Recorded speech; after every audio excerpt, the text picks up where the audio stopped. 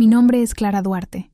Trabajé casi 6 años como asistente personal de Adrian Cole, el magnate al que la prensa llama el lobo de las fusiones, y cuyo nombre los empleados temen pronunciar en voz alta.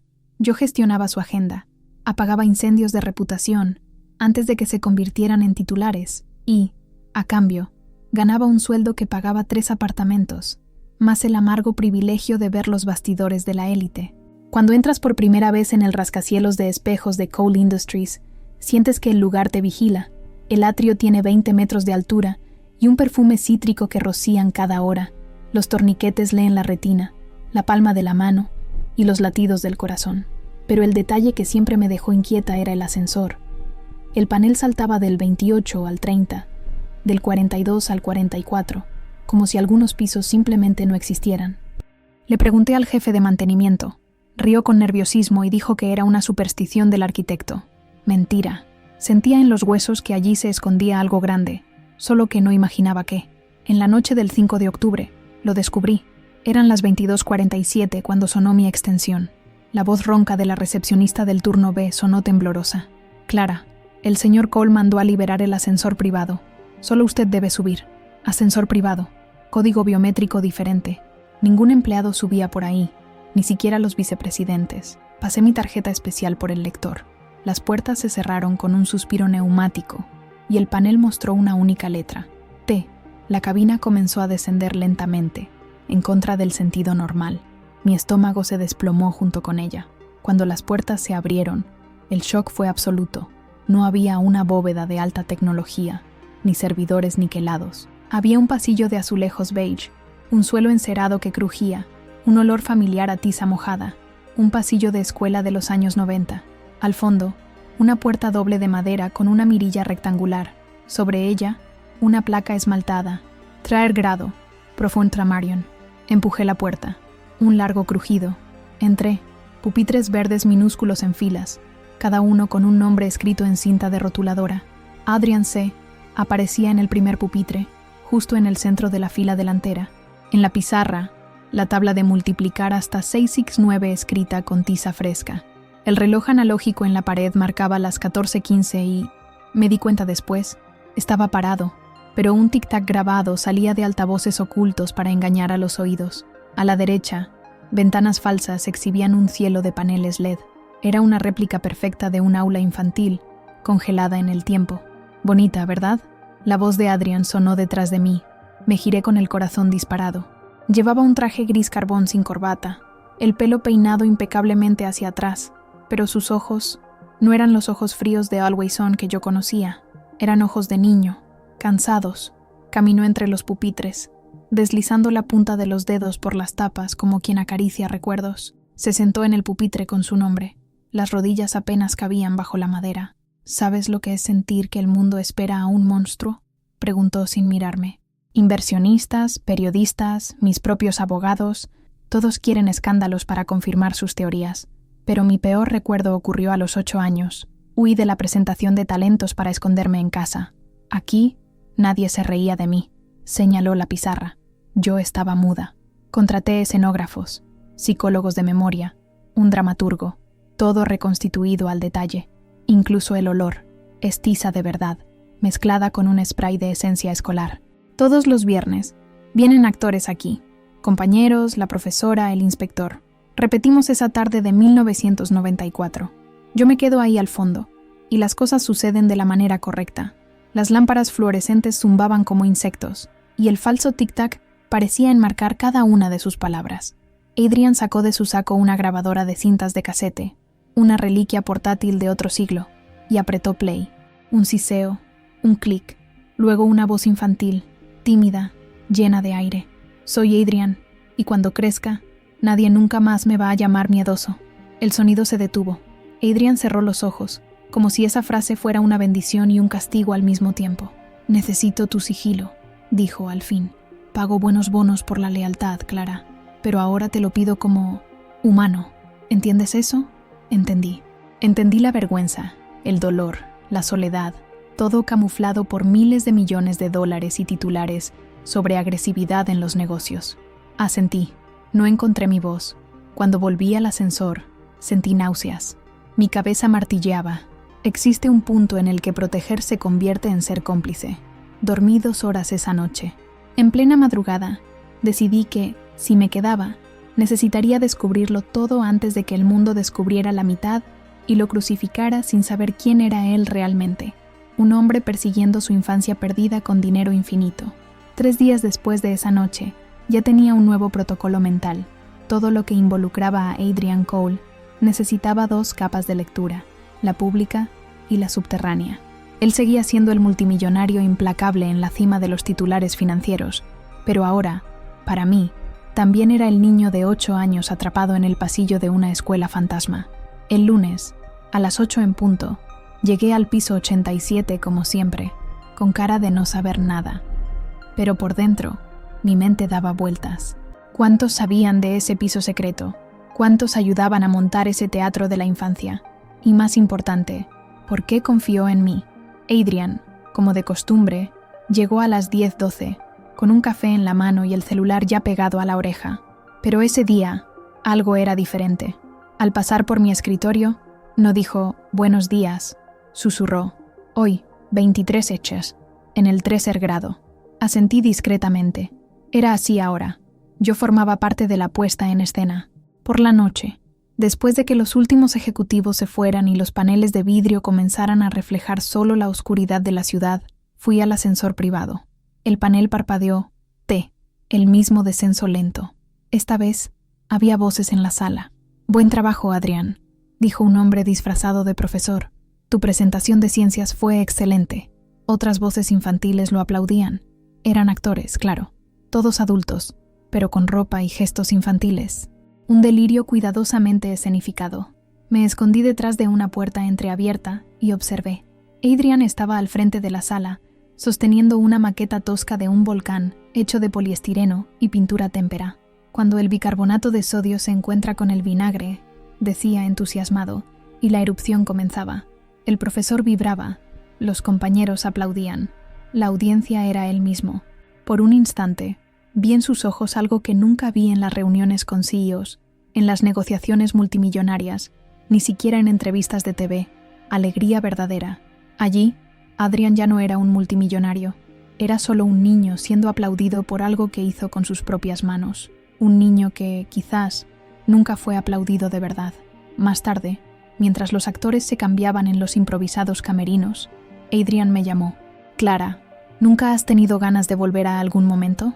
«Las he tenido, pero nunca pensé en construir ese momento con drywall y neón», respondí, medio irónica. Él sonrió, cansado. «El dolor es mucho más caro de borrar de lo que uno se imagina. La gente gasta dinero en psicólogos, en autos, en yates, pero ¿el pasado? El pasado no tiene precio, solo reconstrucción». Fue ese día que decidí descubrir cuánto de ese edificio era una puesta en escena. Comencé a husmear. Era la asistente personal. Tenía acceso a emails, órdenes de pago, listas de proveedores. Descubrí que había 3 empresas fantasma que hacían reformas periódicas en el subsuelo del edificio. Una de ellas era responsable de recrear diferentes escenarios: aula de clases, patio de la escuela, casa de ladrillos rojos, clínica médica infantil. Otras 2 contrataban actores, psicólogos y guionistas especializados en memoria afectiva. Era más que un piso temático. Era un complejo entero de realidad alternativa. Uno de los contratos hablaba de... Temblé. Aquello era una industria de recuerdos. Un jueves, decidí ir más allá. Inventé que Adrian me mandó a bajar antes que él y fui sola. Entré en el aula. Estaba vacía. En la pizarra, alguien había escrito: «Hoy va a ser diferente». Encima del escritorio de la profesora, había una cinta de casete con mi nombre escrito a mano. «Clara». La puse en la grabadora de la sala. Apreté play. La voz era de Adrian, pero diferente, más frágil, más vulnerable. «Clara, si estás escuchando esto, es porque la confianza que deposité en ti ha sobrepasado los límites de mi propia cordura. Nunca dejé que nadie entrara en esto por completo. Pero quizás alguien necesita entender. Alguien con el corazón todavía entero. Porque el mío se partió hace mucho tiempo». Silencio. Luego un clic. La cinta terminó. Salí de la sala con las manos sudando. Ya no sabía si quería ser ayudado o ser salvado. O observado. El audio de esa cinta dio vueltas en mi cabeza todo el fin de semana. Lo oía mientras lavaba los platos, mientras intentaba dormir, incluso mientras hacía café, porque el mío se partió hace mucho tiempo. La frase tenía el peso de un epitafio, y yo, que debía ser solo una asistente, me di cuenta de que me estaba convirtiendo en la confidente involuntaria de un secreto demasiado grande. El lunes temprano, decidí mapear cada pieza de este laberinto afectivo que Adrian había construido. El edificio tenía 4 niveles fantasma, pero el equipo de mantenimiento afirmaba que los ascensores privados solo llegaban a 2, el T3 y el T4. Necesité excusas convincentes para circular, contratos por firmar, verificaciones de seguridad, inspecciones de compliance. Nadie sospechó. Mi credencial dorada todavía abría puertas. En el archivo de contabilidad encontré una línea de gastos que nunca aparecía en los balances públicos. Servicios de vivencia inmersiva. Ítem 7794. 3 pagos mensuales. Cantidades absurdas. Depositadas en cuentas de Nevada. Solicité una copia del contrato a través de nuestro departamento jurídico interno, bajo el pretexto de una auditoría interna de la SEC. El PDF llegó a las 22:17, cuando el edificio ya estaba oscuro. Lo abrí sola, respirando hondo. Cláusula 2.4. Personajes clave. El cliente tendrá derecho a actores que representen a Profento a Marion, figura materna sustituta.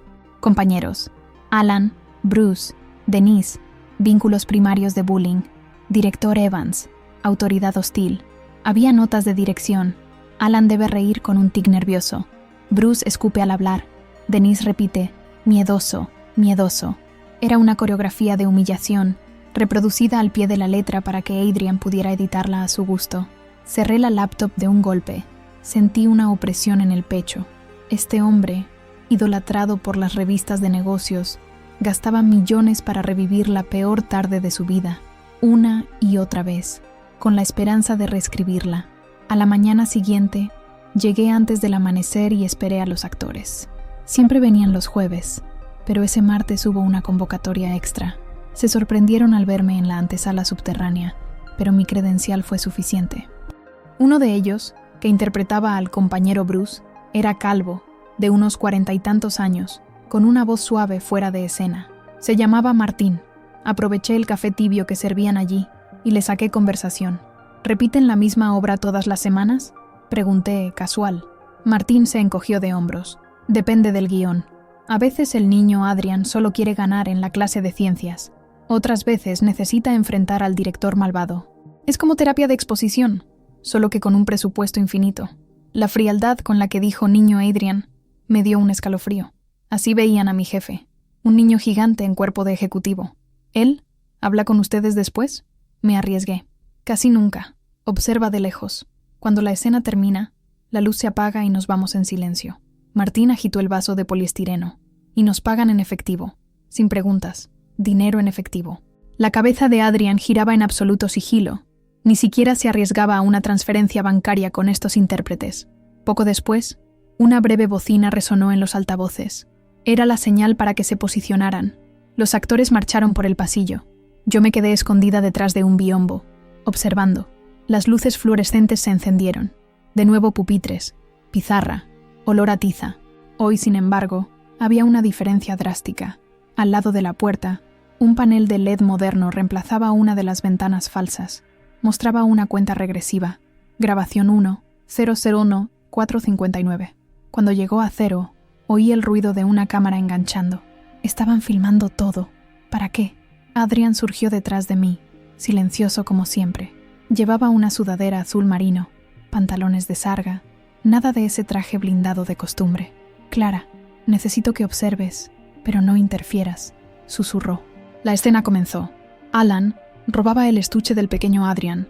Bruce reía a carcajadas. Denise señalaba, miedoso, miedoso. El profesor lo dejaba pasar. El director, al ser llamado, humillaba a Adrian frente a la clase. Era doloroso incluso para mí. La diferencia. Hoy el nuevo Adrian, adulto, sentado al fondo, levantó la mano. Director Evans, con todo respeto, esto es injusto. Su voz adulta sonó fuera de lugar en la sala infantil.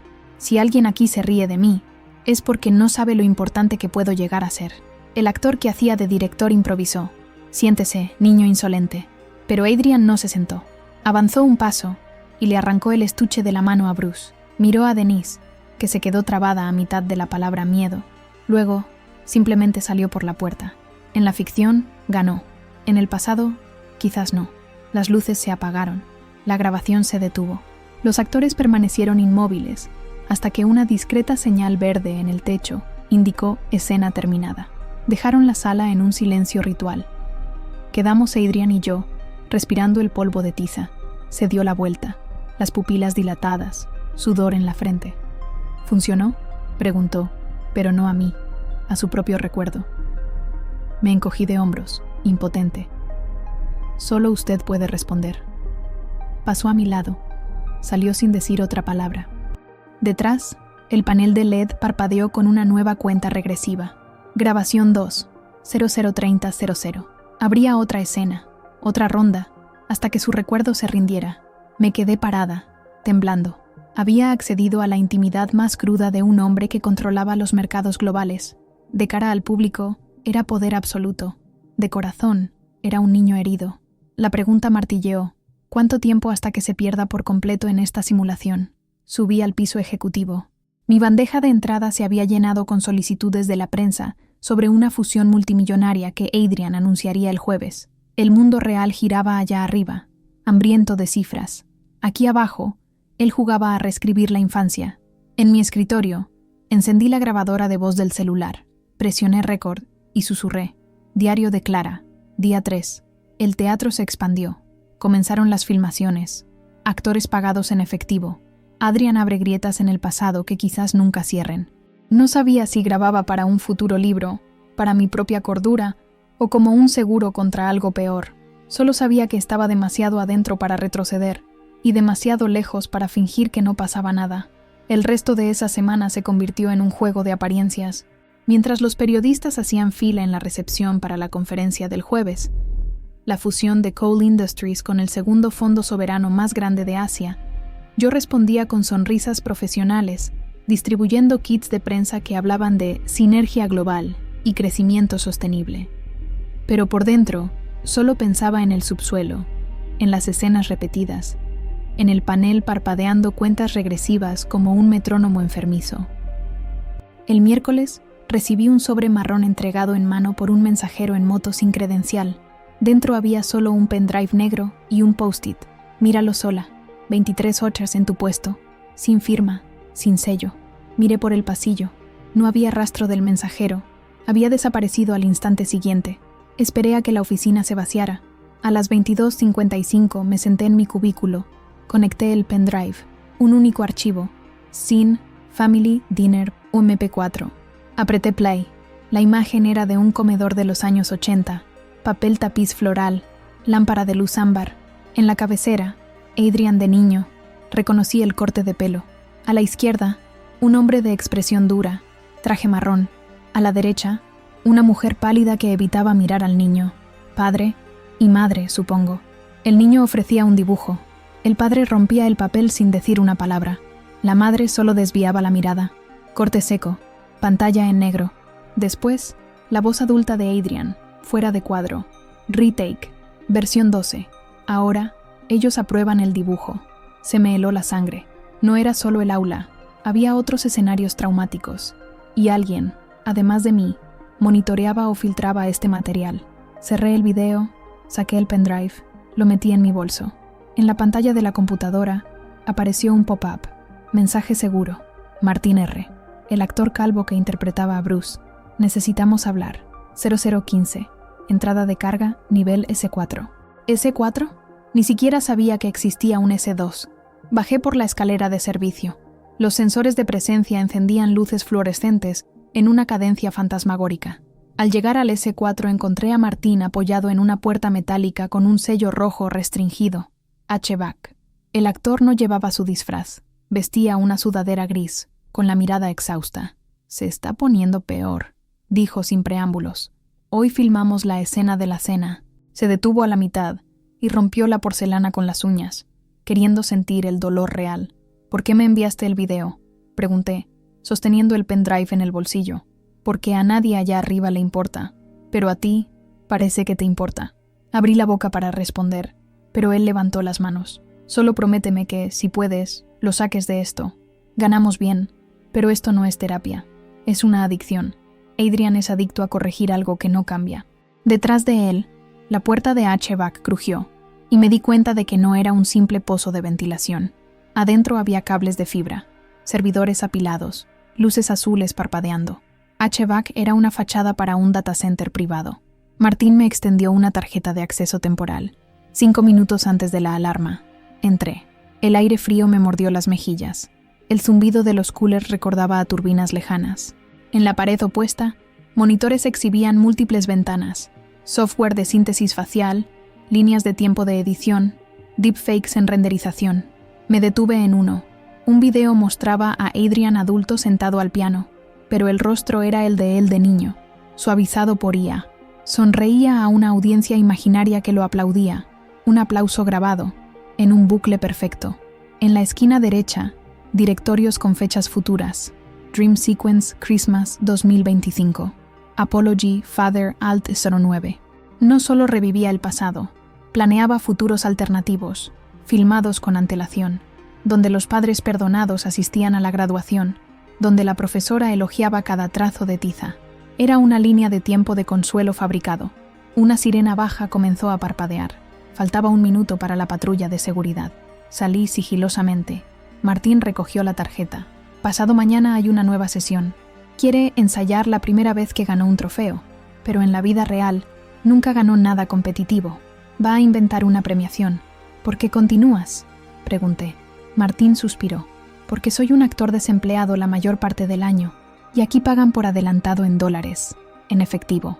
Subí 4 tramos de escalera con el peso del horror sobre mis hombros. Allá arriba, el mundo de mármol seguía impecable. Me sequé la frente, me cambié los tacones por zapatillas y me fui a casa. En la conferencia del jueves, Adrian irradiaba confianza bajo los flashes de los fotógrafos. Discurseó sobre innovación emocional en el ambiente corporativo, una frase que, para el público, significaba wellness. Para mí, sonaba a código de laboratorio de emociones. Entre palmaditas a los inversionistas, se inclinó a mi oído. Sala a las 23h clara. Traje formal. ¿Formal? ¿Para un escenario infantil? Asentí. A las 22:50 me puse mi blazer negro. Bajé. La puerta del trailer grado estaba abierta. Luces dramáticas bañaban la pizarra. Hoy, sin embargo, los pasillos habían sido removidos. En el centro había una mesa de comedor victoriana, cubiertos de plata, velas reales. En la cabecera, 2 actores, los padres, vestían ropas finas. Adrian niño, interpretado por un actor infantil, se sentaba a la derecha. Adrian adulto permaneció en la sombra, observando. Yo, orientada por un asistente de producción, ocupé el lugar vacío a la izquierda. Papel, hermana menor. Tragué saliva. La claqueta sonó. La escena comenzó. El padre levantaba la copa, brindaba orgulloso por el éxito de su hijo. La madre le entregaba al niño un trofeo dorado. Todo perfectamente amoroso. Pero segundos antes del corte, Adrian adulto entró en el cuadro, rompió el guión improvisando. «No es suficiente», gritó. «Ustedes nunca me amaron. No van a amarme hoy». Barrió la mesa con un brazo. La vajilla voló. Las velas se apagaron con el impacto. El niño actor lloró del susto. Yo me congelé. Los padres actores se quedaron petrificados, esperando indicaciones, que no llegaron. Adrian se desplomó de rodillas, sollozando, repitiendo, «Nunca fue suficiente». Y allí, viendo al hombre más poderoso que conozco colapsar en un set inventado, entendí el mensaje de la cinta. Ya ha superado el punto de no retorno. El dolor comenzó a controlar el show. Llegaron los de seguridad, bajaron las luces, los asistentes lo cubrieron con una manta. No me vio salir, pero, mientras cruzaba el pasillo, el panel de LED se reinició. Grabación 3-010000, un cronómetro despiadado. La próxima sesión ya estaba programada. Necesitaba decidir, denunciar, huir o quedarme hasta el final, para impedir una tragedia que ahora parecía inevitable. El viernes por la mañana, mientras el piso ejecutivo aún enfriaba las lámparas del techo, me senté en mi escritorio y me quedé mirando el monitor negro. El reflejo de mi rostro parecía el de otra persona, ojeras profundas, piel grisácea, prueba de que había estado mentalmente despierta toda la noche, repasando la escena de la cena que terminó en un colapso. No podía seguir siendo cómplice. pero tampoco podía simplemente correr a la prensa. Exponer a Adrian sin contexto significaría convertirlo en el monstruo que él mismo temía ser, y yo me convertiría en la traidora de confianza. Además, esa espiral emocional se estaba acelerando. En la primera semana, eran puestas en escena leves. Ahora, ataques de furia. ¿Qué vendría después? Abrí un documento en blanco y comencé a listar. Riesgo para el propio Adrian, fatiga psicológica, disociación de la realidad, riesgo para los actores, daños físicos, vidrios, vajilla, gritos, trauma, riesgo legal, si la fusión multimillonaria se desplomaba por un escándalo, miles de empleos, bolsas de valores, riesgo para mí, cláusulas de sigilo, repercusión, reputación. Necesitaba ayuda externa, pero discreta. Pensé en la doctora Karen Lofton, una psicoterapeuta corporativa que ya había atendido a ejecutivos de Cole Industries en crisis de burnout. Tenía un NDA firmado y vivía de la confidencialidad. Llamé. Tratatom. Lofton, habla Clara Duarte, asistente del señor Cole. Necesito una consulta urgente. Privada. Me dio una cita para las 18:08, fuera del consultorio, en un café discreto en el Upper West Side. El día se arrastró entre reuniones. Adrian no apareció. Mandó un mensaje corto a las 14. Home Office. Reprograma lo que puedas. Traducción. Resaca emocional. En el pasillo, me crucé con Harris, el jefe de seguridad cibernética. Cuchicheó, preocupado.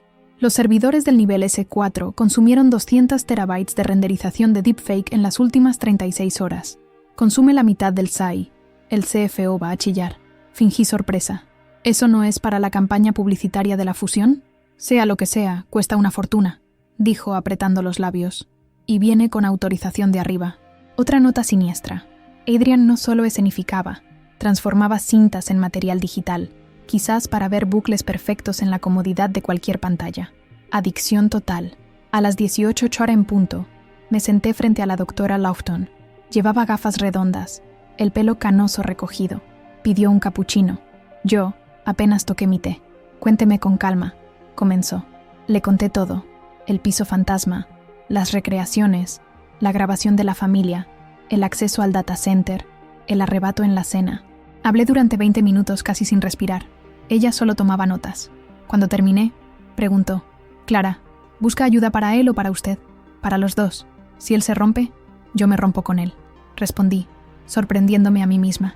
La terapeuta apoyó la barbilla en sus dedos. Adrian está practicando una recreación traumática. En dosis moderadas, el psicodrama puede ayudar, pero sin acompañamiento clínico, se convierte en una adicción. Fuerza al cerebro a buscar dopamina en finales alternativos. Cuanto más falla, más repite. ¿Qué hago? Necesita contener el ciclo, pero ponerle un límite a alguien con poder absoluto exige un manejo ético. Dijo que hay grabaciones. Documente todo. Muéstrele pruebas del daño que ya ha causado. Ofrézcale una alternativa médica y tenga una salida de seguridad si reacciona mal. Me entregó una tarjeta. Dr. Hayakawa, psiquiatra especializado en adicción conductual de ultrarricos. Atendía en un piso anónimo de Park Avenue. Discreto, carísimo. Si acepta ayuda, llámelo. Si se niega, usted decide si se convierte en una denunciante. Terminó. De camino a casa, la lluvia lavaba la acera. Un taxi amarillo se convirtió en un charco sobre mis zapatos. Ni lo sentí. Plan de acción. Madrugada del sábado. Copiar todos los archivos secretos del S4 a un disco duro encriptado. Extraer los registros de pago de las empresas fantasma para probar el método. Grabar declaraciones de 2 actores, Bruce y, quién sabe, Profe Punta Marion. Concertar una conversación privada con Adrian para confrontarlo con el material. Ofrecer el tratamiento del Dr. Hayakawa, simple en una hoja de cuaderno, aterrador en la práctica. A las 01:17, usé mi tarjeta para bajar. La cabeza me latía. En el S4, pasillos vacíos. Los servidores zumbaban como un enjambre. Bajé la luz del smartphone y conecté un SSD portátil. Mientras los gigabytes fluían, encontré una carpeta nueva. Perfect Childhood Edit Final ProRes. Casi 1 TB de video 8K. Un nombre revelador. Adrian creía que finalmente había arreglado la infancia. ¿Quizás se calmaría? O peor, se obsesionaría con la proximidad absoluta a la perfección, expandiéndose a la adolescencia, la universidad, las relaciones. La exportación concluyó. Con el disco en el bolsillo, subí corriendo por la escalera. Antes de salir, Revisé la puerta del tercer grado, entreabierta. Una suave luz amarillo atardecer. Adentro, una filmadora apuntaba al pupitre con la placa Adrian C. En el visor, un temporizador programado. Grabación inicia en 06 TASEO. Significaba una grabación programada para las 7 de la mañana del sábado. Tragué saliva. Los actores vendrían de madrugada. No paraba. Al llegar a la portería, recibí un SMS de un número desconocido. Hoy 20H. Faro a café. Yo y uno más. Confía. M. M era Martín. ¿Y el uno más? Tal vez otro actor dispuesto a testificar. Respondí. Allí estaré. Subí a un Uber, mirando mi reflejo en la ventana. Yo, Clara, hija de una bibliotecaria y un dependiente, a punto de desafiar un imperio de $50.000 millones por empatía hacia un niño que nunca salió de 1994, atrapado en el cuerpo de un titán. La lluvia arreció, disfrazando las sirenas de la ciudad. Cerré los ojos. Recé en silencio para que, al día siguiente, todavía existiera un puente de regreso para todos nosotros. El Faro a café estaba en un callejón discreto del East Village, con paredes cubiertas de libros viejos y lámparas de filamento ámbar, perfecto para gente que quiere conversar sin llamar la atención. Llegué 15 minutos antes de las 8, temblando, no por el frío, sino porque el SSD encriptado en mi bolso parecía pesar 10 kilos. Si alguien de seguridad corporativa lo descubría, me convertiría en una traidora en segundos. Martín me hizo una seña desde un rincón protegido por estanterías. A su lado estaba una mujer de unos 50 años, con el pelo canoso recogido en una trenza y un rostro dócil. Se levantó, me extendió la mano. Lillian Mayweather. En el guión, soy la profesora Marion, así que el uno más era precisamente la figura materna sustituta de Adrian. Me senté, pedí un té cualquiera. Antes de que pudiera hablar, Lillian deslizó un sobre marrón sobre la mesa. Copias de mis contratos, horarios de grabación, recibos en efectivo y... bajó la voz. Un audio de detrás de cámaras. Me implora que le diga que estoy orgullosa mientras lo sostengo en mi regazo. Me salí del personaje, Clara. Aquello no es actuación. Es una adicción que lo va a matar. Martín completó. Llamaron a sesiones extras para el domingo y el lunes. Madrugadas enteras. Dicen que Adrian va a expandir el universo. Hablan de recrear el primer baile de la secundaria. El equipo de escenografía ya montó un gimnasio en el T4. Lleva 3 días sin dormir. Les conté del data center, de los deepfakes, de la familia perfectamente editada. Lillian abrió los ojos de par en par. Entonces ya no nos necesita. Estamos sirviendo de puente hasta que la IA cree el teatro perfecto sin humanos. Saqué el SSD del bolso. Lo puse sobre la mesa. Aquí dentro está todo. Si la prensa se entera, Adrian caerá, pero caeremos juntos. Perderemos empleos, quizás demandas. Por otro lado, si no hacemos nada, se hunde solo, y con él, cualquiera en su radio de acción. Silencio pesado. El camarero trajo un té de menta. El vapor subía, pero nadie bebió. Quiero intentar una intervención clínica, dije. Les entregué la tarjeta del Dr. Hayakawa. Atiende el domingo a las 10, bajo total confidencialidad. Necesito convencer a Adrian de que vaya. Martín frunció el ceño. ¿Cómo arrastras al hombre más orgulloso de Manhattan a un psiquiatra? No tenía respuesta. Fue Lillian quien ofreció. Él confía en mí como profesora. Si le digo que es un ensayo externo, un laboratorio de emociones, quizás acepte. Pero necesita tu aprobación, Clara. Eres la única voz fuera del escenario que él escucha. Respiré hondo. La idea de engañarlo para salvarlo era paradójica y peligrosa, pero la alternativa era verlo inflar hombres de cartón hasta reventar. Acordamos un plan. Sábado, 23 Trisna. Me encontraría con Adrian antes de la grabación de la escena de las 7H. Usaría el material del SSD para mostrarle lo lejos que ha llegado. La invitación cebo. Lillian propondría un taller terapéutico con un experto en guión emocional, Hayakawa, el domingo a las 9:45. Martín se aseguraría de que los demás actores cooperaran, sin levantar sospechas. En caso de que Adrian tuviera un arrebato, la seguridad de Lillian, tenía un amigo guardaespaldas de Off-Broadway, estaría en un auto discreto, lista para intervenir. Cuando salí del café, me di cuenta de que llovía otra vez. Cada gota parecía un metrónomo recordándome que el reloj del sufrimiento de Adrian corría deprisa. Sábado, 22:50. Llegué al T3 con la tarjeta temblando en la mano. El pasillo estaba oscuro. La producción aún montaba las luces. Encontré a Adrian en el camerino improvisado, que en realidad era una antigua sala de profesores transformada en bastidores. Llevaba una chaqueta universitaria azul cobalto, con el bordado Class of 96, y sostenía un trofeo de cobre reluciente. Pero sus ojos, rojos de insomnio. Clara, ¿te gusta el trofeo? Réplica perfecta del campeonato de deletreo que perdí en el 95. No fallaré esta vez. Rió frágilmente. Cerré la puerta. Apreté el SSD contra mi pecho. Necesitamos hablar. Conecté el disco a una laptop de producción. La pantalla parpadeó. Abrió el video de la cena rota, luego el render de los deepfakes, después la carpeta de pagos en efectivo. Mira a dónde hemos llegado. Él miró fijamente durante 5 segundos, quizás 10. Las pupilas se le dilataron. La mandíbula se le tensó.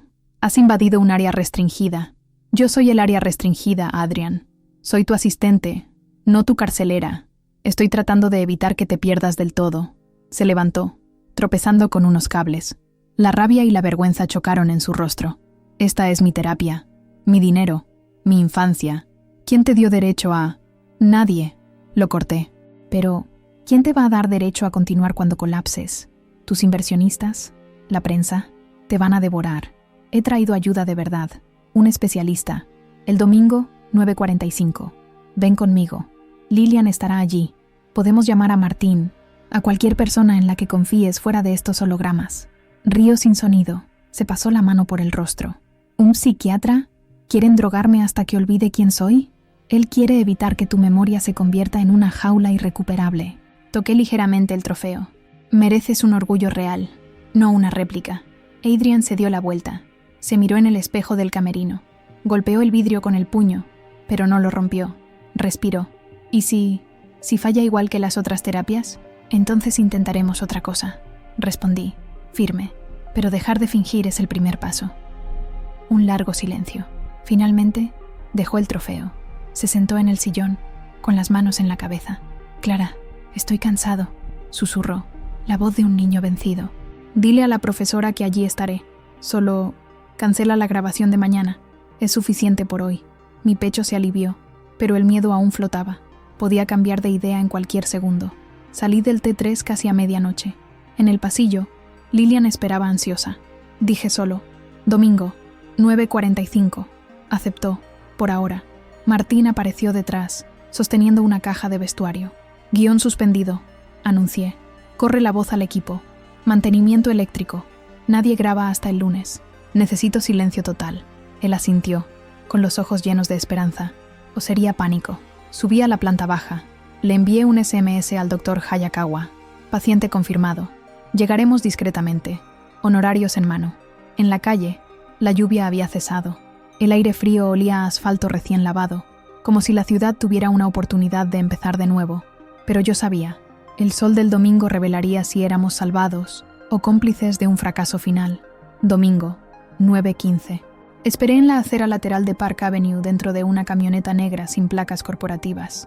En el asiento trasero estaban Lilian, la profesora Marion, y Martín, con barba sin afeitar. El silencio dentro del auto parecía frágil, como si cualquier sonido pudiera ahuyentar a Adrian de la promesa que había hecho la noche anterior. El conductor, amigo de Lilian del circuito off-Broadway, mantenía la radio apagada, con los vidrios polarizados subidos. A las 9:22, la puerta de servicio del rascacielos de Cole Industries se abrió. Adrian apareció usando jeans oscuros, una camisa simple, sin guardias de seguridad. Parecía más pequeño de lo que el rascacielos proyectaba. Hombros caídos, ojos entrecerrados por la claridad del invierno. Llevaba una mochila de cuero, nada de laptop, probablemente solo el trofeo o una grabadora. Entró en la camioneta, encontró mis ojos, y antes de que pudiera decir buenos días, murmuró, «Si salto antes de las 5 cuadras, todavía tengo tiempo de volver a la grabación». «No habrá grabación», respondí, firme. «Hoy vas a ser el protagonista de la vida real». Él asintió sin convicción. El conductor arrancó. En el tablero, 9:30. El consultorio del Dr. Kenji Hayakawa ocupaba la mitad de un piso anónimo, identificado solo por un discreto KH en el portero automático. Puertas de madera gruesa ahogaban los sonidos del pasillo. No había recepcionista. Era confidencialidad pura. Entramos en una sala con sillones de cuero neutro, una lámpara de luz cálida, sin diplomas en las paredes, todo pensado para no intimidar a titanes. El Dr. Hayakawa, Salió de un despacho anexo, un japonés americano de mediana edad, traje gris grafito, mirada sin juicio. «Señor Cole», saludó, inclinándose levemente. «El escenario aquí es suyo, pero sin público. Siéntase libre de dirigir la escena o dejarla fluir». Adrian se sentó con rigidez. Yo, Lillian y Martín ocupamos el lado opuesto en silencio, como si fuéramos un coro griego. El psiquiatra apoyó una grabadora digital sobre una mesita. Autorizo la grabación solo si el paciente consiente. Adrian estudió el aparato. Quizás recordó las cintas de casete. «Grabe, siempre y cuando lo borre si se lo pido». Hayakawa presionó REC. Los primeros 40 minutos fueron tensión pura. Adrian describió el proyecto de memoria como si fuera un caso de negocios. KPI de satisfacción emocional, incremento semanal de dopamina medido en análisis de sangre. Hayakawa escuchaba, puntuando solo con un «entiendo». Pero a las 10:18, el médico cambió de táctica. Cuando la profesora Marion dice «estoy orgullosa», ¿qué siente su cuerpo? Lillian levantó el rostro, un papel vivo frente a su creador. Adrian dudó, se mordió el labio, levantó los hombros como si soportara un peso invisible. La voz se le quebró. «Siento calor detrás de los ojos, como si alguien abriera una ventana en una habitación sin aire». Hayakawa hizo una pausa de compasión quirúrgica. Y sí, en lugar de escenificar el orgullo, ¿aceptamos que el Adrian de 8 años sobrevivió sin ese orgullo? Tal vez no necesite arreglar la escena. Tal vez necesite celebrar la supervivencia. Silencio. La grabadora captó una respiración temblorosa. Lillian le puso la mano en el brazo, por primera vez fuera del set. Él no la apartó. «Sobrevivir», repitió, casi en un susurro. Fue ahí cuando se derrumbó. Los hombros comenzaron a temblarle. Lágrimas silenciosas le corrieron por el rostro. Martín le pasó un pañuelo. Yo, a su lado, sentí que se me cerraba la garganta. Ver a un gigante de Wall Street llorar como un niño que perdió su almuerzo desgarra cualquier armadura. Hayakawa esperó a que el llanto amainara. Luego explicó el método. Interrupción de la reconsolidación. Revisitar la escena real una última vez, sin guión, permitiendo que el recuerdo se fije como un pasado inmutable, no como una herida abierta.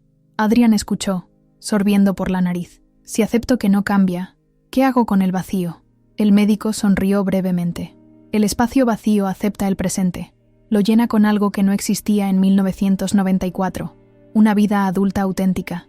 Él cerró los ojos, respiró hondo, asintió. «Intentémoslo». La sesión terminó a las 11:05 con una cita para un ciclo de terapia intensiva. 3 veces por semana. 0 escenografía. Adrian salió con aspecto exhausto, pero más ligero. Creí que, quizás, habíamos superado la fase crítica. 2 cuadras después, la esperanza recibió un golpe de realidad. Mi celular vibró con una notificación interna. Alerta, riesgo, clic, del departamento de TI. Tráfico masivo fuera del S4. Conexión anómala. Posible filtración. Adrian se dio cuenta de mi expresión. ¿Problema en la fusión? Abrí un dashboard seguro. Los gráficos subían en picos rojos. Archivos con el prefijo Dream Sequence estaban siendo copiados a una IP desconocida vía 4G de respaldo, lo que significaba que alguien del equipo subterráneo había comenzado una subida externa. Tal vez un chantaje, tal vez pánico por la suspensión de las grabaciones. Le mostré la pantalla a Adrian. Palideció. «Apágalo». La voz de acero reapareció. «Llama a Harris. Corta toda la energía del S4. Ahora».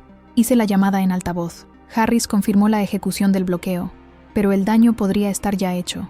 Martín en el asiento trasero murmuró: «Si el material se filtra, los tabloides lo devorarán en minutos». Lillian sostuvo un rosario que llevaba escondido. Adrian hizo algo inesperado. Tomó mi teléfono, grabó un audio de 15 segundos y lo envió al equipo de crisis. «Soy Adrian Cole. Cualquier deepfake atribuido a mí tiene un origen ilegal. Demandaré a todos. Desactiven los proxies. Doy un bono triple por la lealtad». Una demostración de poder puro, pero el tren ya se descarrilaba. La camioneta se detuvo frente a un discreto hotel boutique donde Adrian tenía un piso franco. Antes de salir, me habló en voz baja. «Lleva a Lillian y a Martín a casa. Yo me encargaré del incendio», carraspeó. «Y Clara, gracias por hoy. Aunque todo se derrumbe después, hoy fue real». Salió. La puerta se cerró suavemente. Nos quedamos en el auto, conteniendo la respiración. «¿Creen que seguirá con la terapia?», pregunté. Lillian se arregló las trenzas. «Depende de si sobrevive a la explosión mediática que podría venir». Las heridas antiguas cicatrizan lento, las nuevas se abren en segundos. Apoyé la frente en el vidrio frío, observando a Adrian entrar en el hotel sin guardias de seguridad, solo una larga sombra proyectada en el vestíbulo.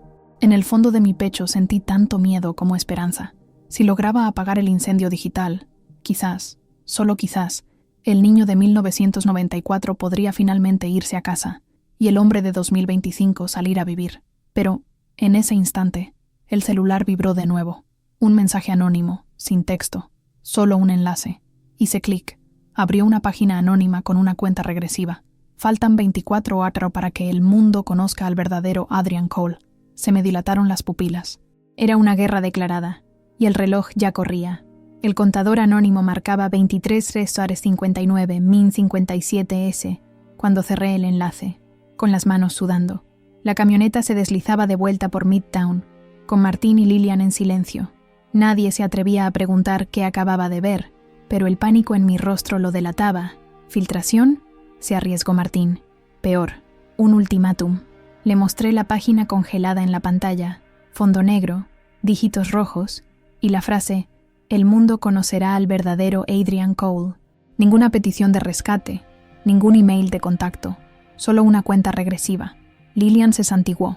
Pensé en Adrian solo en el piso franco, probablemente con el teléfono pegado a la oreja de cada vicepresidente para contener los rumores.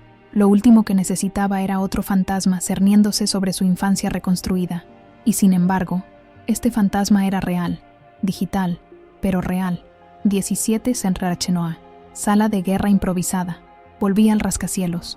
Adrian había convocado a un núcleo duro de confianza, el jefe de ciberseguridad Harris, la directora jurídica Madison, y yo. Tomamos una sala de reuniones sin ventanas, luz azulada, pantallas mostrando flujos de red, hashtags emergentes, un monitor de la dark web. Hasta ahora, nada público, dijo Harris, con los dedos volando sobre el teclado. Pero la subida no partió del edificio después de nuestro corte de energía. Significa que alguien copió antes y está en una ubicación externa. IP offshore, salta vía satélite. ¿Alguna petición de dinero? Adrian estaba pálido, pero con la voz firme.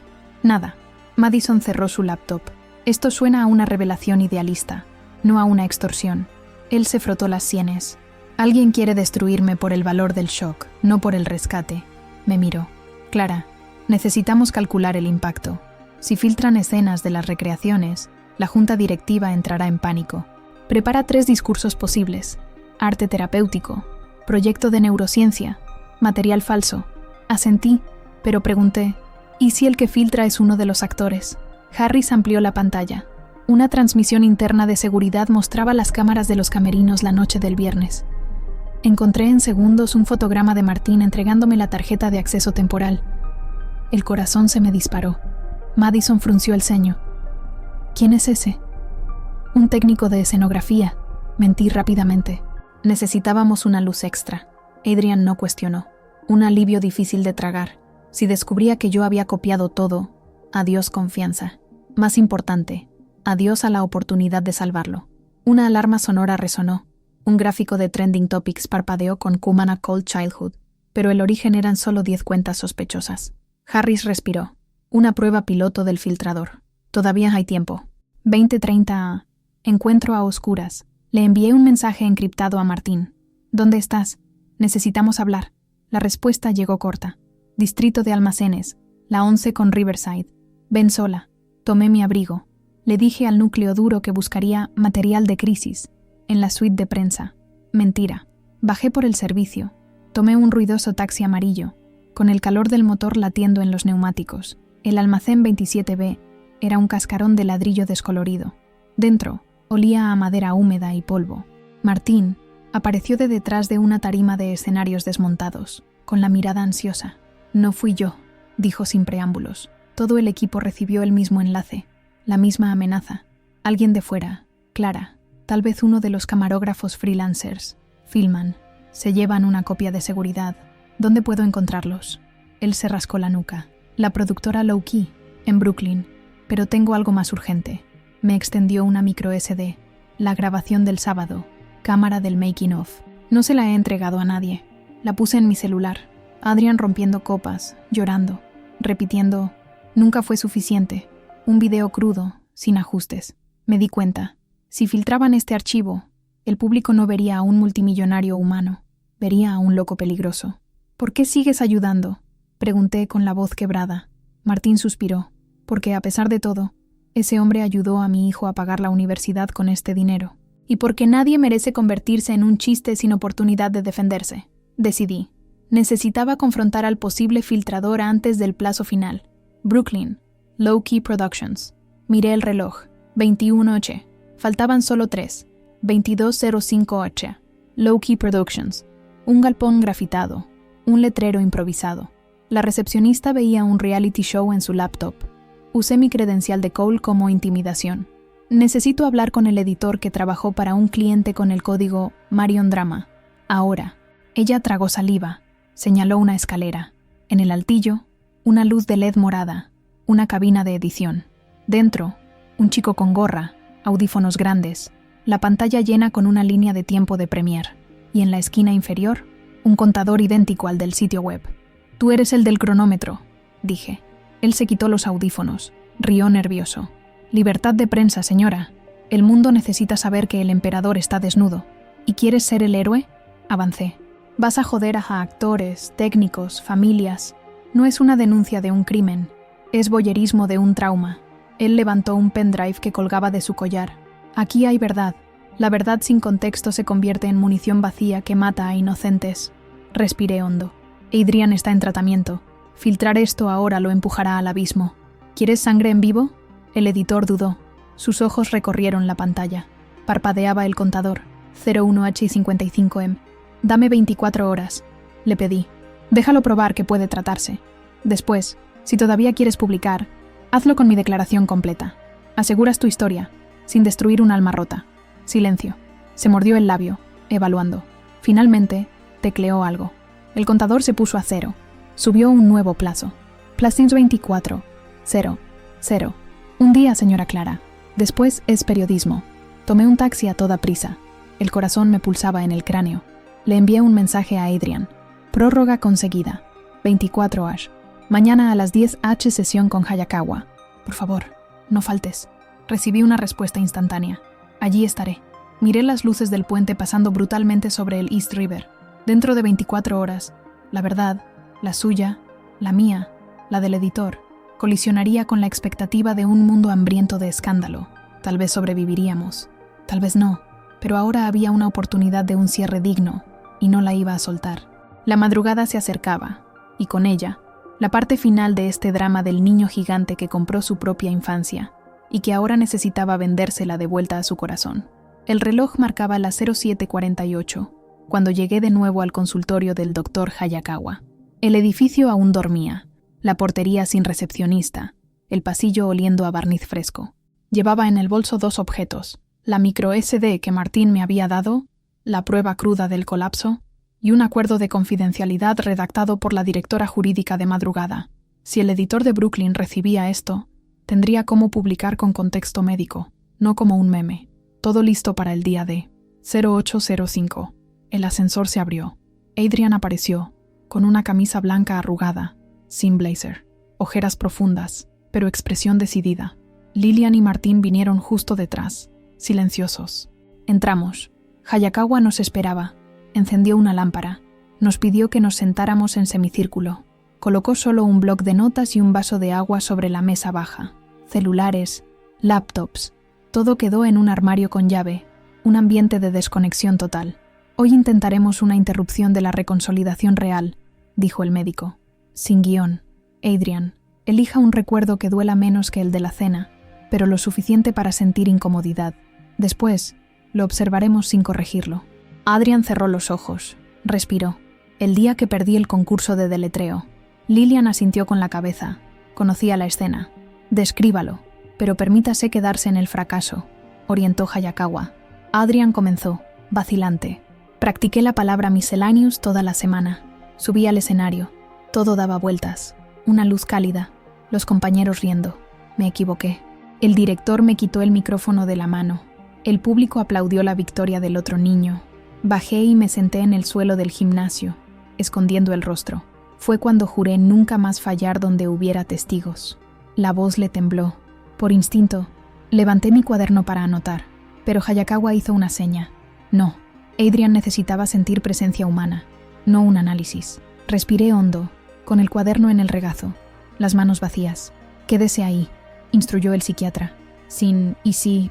Observe al Adrian de 8 años, sentado en el suelo. ¿Qué necesita realmente? Un largo silencio. Una lágrima descendió por el rostro de Adrian. Solo quiere que alguien le diga: viviste algo difícil, pero sigues siendo digno. No quiere un trofeo editado, ni un aplauso pagado. Quiere... descanso. Hayakawa se inclinó. Entonces déselo, ahora, como adulto. Mírese a sí mismo, basta con los ojos cerrados, y dígale exactamente eso. Adrian, con los ojos húmedos, susurró a la nada frente a él. Eres digno, incluso fracasando. Puedes descansar. Yo me encargo de aquí en adelante. Esa frase pareció arrancarle un lastre de piedra del pecho. Suspiró ruidosamente. Los hombros se le relajaron. Lilian comenzó a llorar en voz baja. Martín apretó los ojos. Yo sentí un hormigueo en las manos, emoción y alivio. La sesión finalizó a las 09:17 con un ejercicio de respiración guiada. Hayakawa explicó que el proceso debía repetirse, cada vez menos teatral. Le entregó una receta de un medicamento ligero para la ansiedad y recomendó que se alejara de cualquier set de recreación durante 30 días. Adrian firmó, sin objeción. Salimos. El aire de invierno golpeó, vigorizante. Parecía que el mundo entero había dado un paso atrás, permitiendo un espacio entre el pasado y el presente. Pero no había tiempo para la euforia. El contador corría, 11 a 35 min restantes. 11 Terwarsa, de vuelta en el rascacielos. En el vestíbulo, los guardias de seguridad murmuraban sobre un post extraño que comenzaba a circular en los foros. Harris me llevó a una esquina.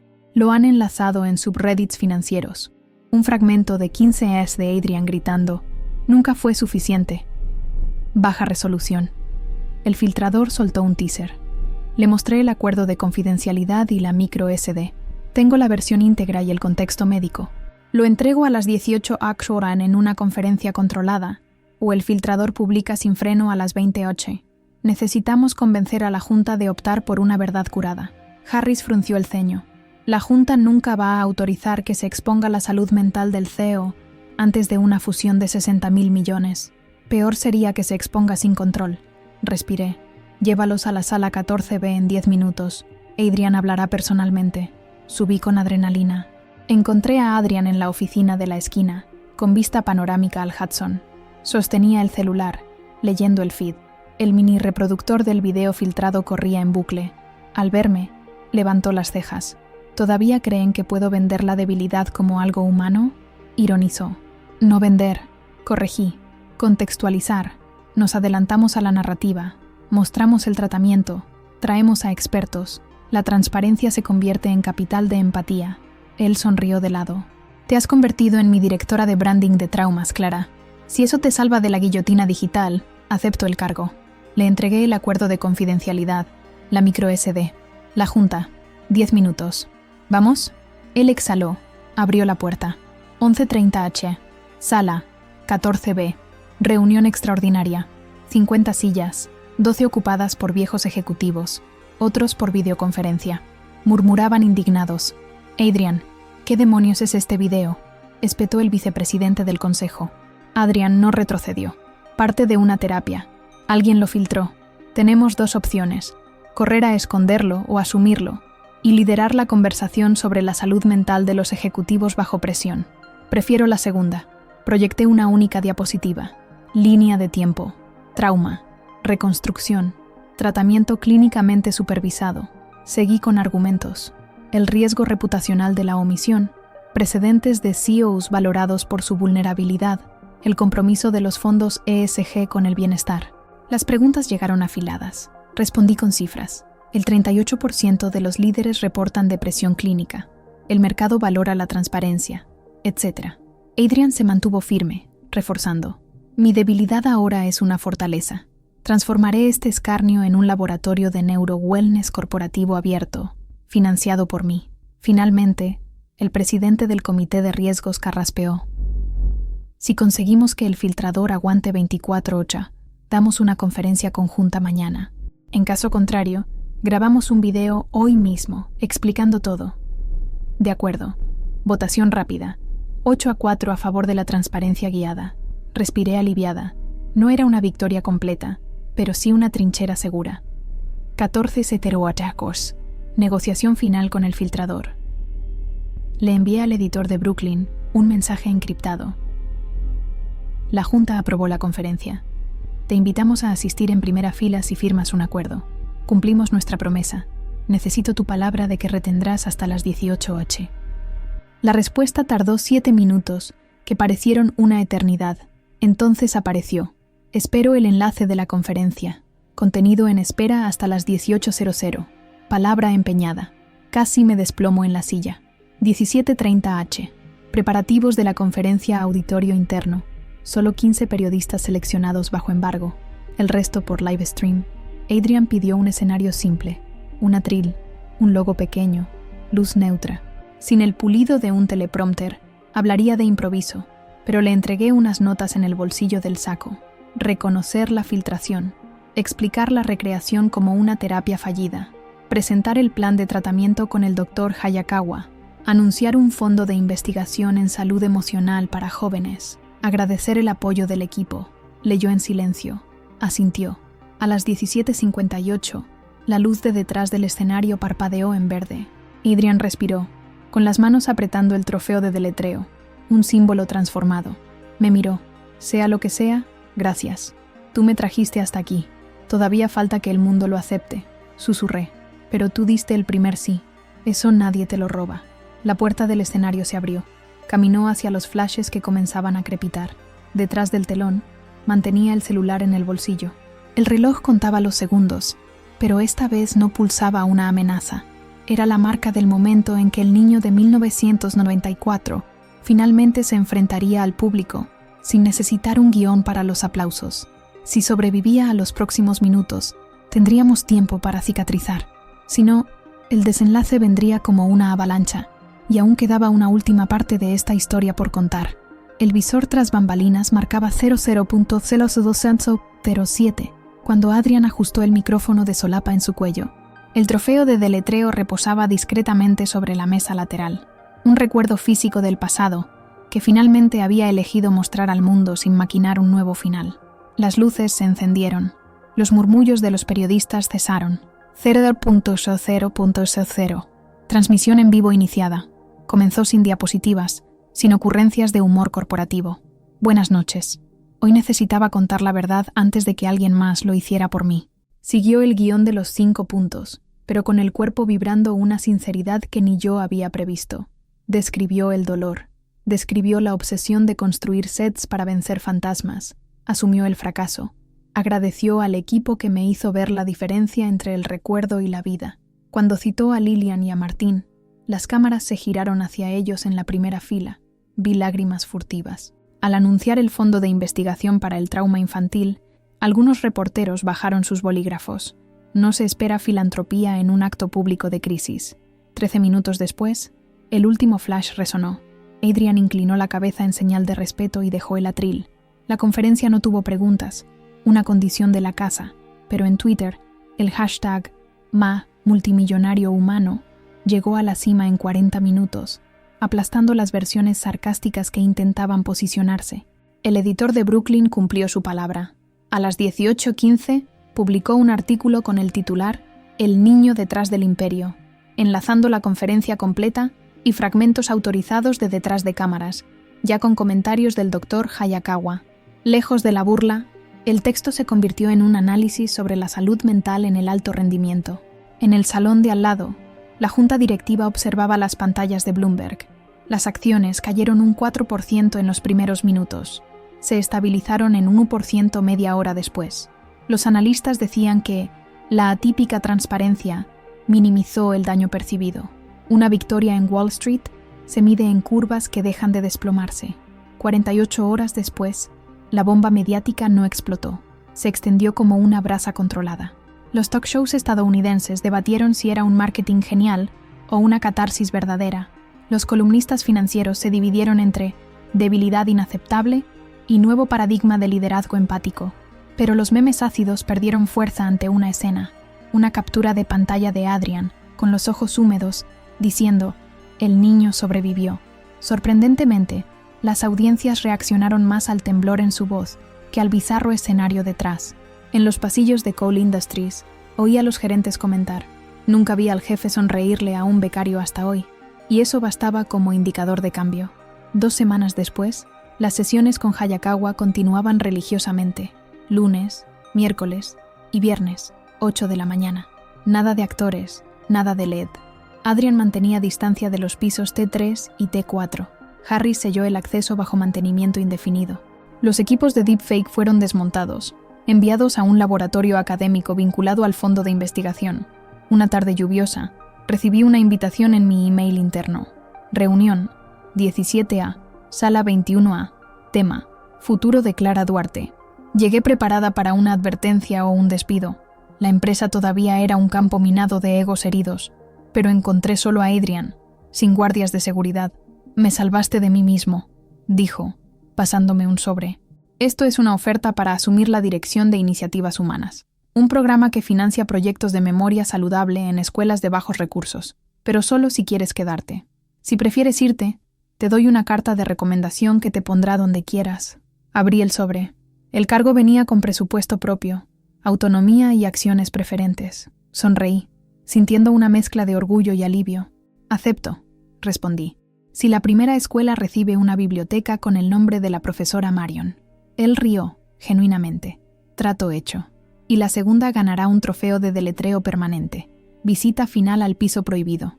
Antes de que los equipos de mantenimiento sellaran las salas, Adrian pidió ir una última vez. Solo él y yo. Llegamos al pasillo de azulejos beige, ahora iluminado por una luz fría de obra. Los pupitres apilados en un rincón, la pizarra ya borrosa. Él respiró hondo. Pasó los dedos por la placa «Tercer grado, profe Pasona Marion», y la retiró despacio, como alguien que cierra una tumba antigua. «No siento la necesidad de repetir», dijo. «El recuerdo duele, pero ya no duele más mandar en él». Me entregó la placa. «Guárdala si quieres recordar que hasta los multimillonarios necesitan una niñera emocional a veces».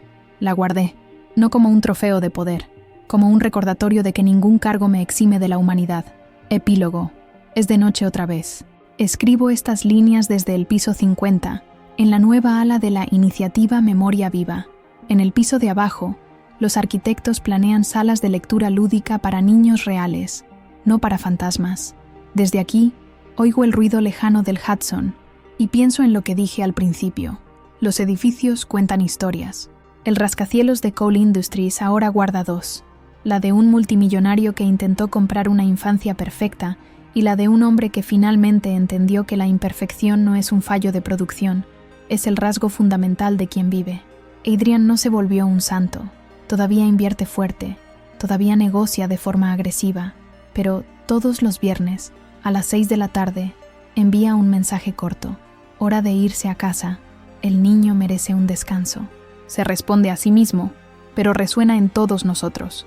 Y creo que si mis futuros informes de prensa rinden algunos puntos más de empatía en la bolsa de la vida real, ya vale la pena el bono. Suelen preguntar, ¿no son todos los multimillonarios unos villanos? Hoy respondo con más certeza. Algunos no son villanos ni héroes. Son prisioneros liberados por la llave de la vulnerabilidad. Y, entre nosotros, la llave siempre cupo en el bolsillo de alguien que, por casualidad, estaba dispuesto a escuchar. Llegó la hora. Si esta historia te enganchó, haz el ritual completo. Deja tu like para fortalecer el canal, suscríbete para no perder el hilo y activa la campanita para ser el primero en saber lo que viene. Tu opinión también vale oro, así que déjala en los comentarios.